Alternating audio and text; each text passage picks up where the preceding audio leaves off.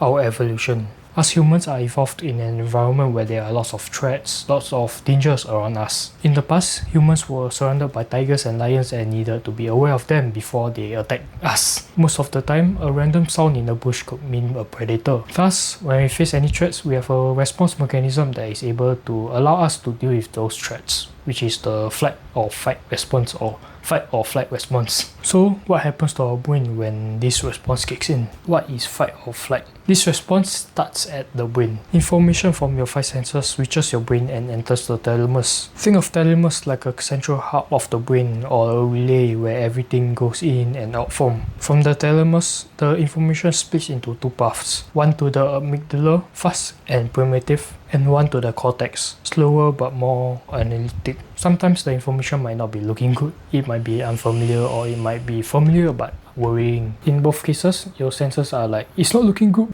Once this information reaches the cortex will examine the information to check if it is something to worry about. It will check your memory to see if anything similar had happened before. While analyzing, the information is also related to the amygdala. The amygdala is the part of the brain where emotions like fear are processed. When it senses something wrong, it will scream danger immediately, faster than the cortex can even process the information. That's why I get fearful immediately after watching a jump scare before you can even process that it is harmless. Once danger is detected, the amygdala will send signals to the hypothalamus, the part of the brain underneath the thalamus. It is like a command center that activates your body. When the signals reach the hypothalamus, it will trigger the body to a fight or flight response by activating the sympathetic nervous system. The sympathetic nervous system.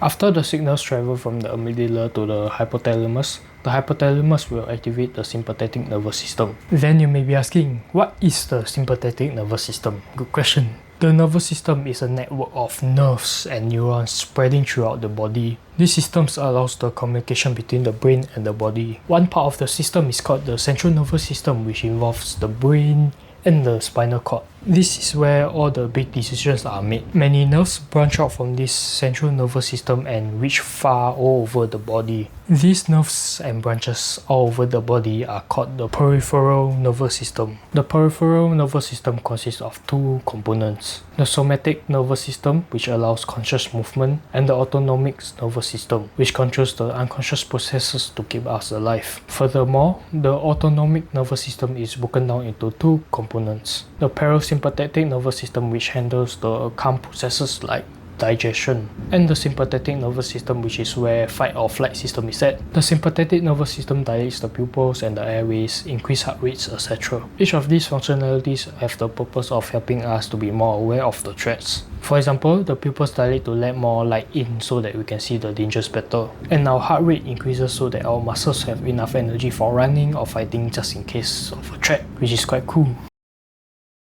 So yeah, these are what I learned about the fight or flight response from this book called The Idiot Brain by Dean Burnett. So anyways, that's my opinion. Bye.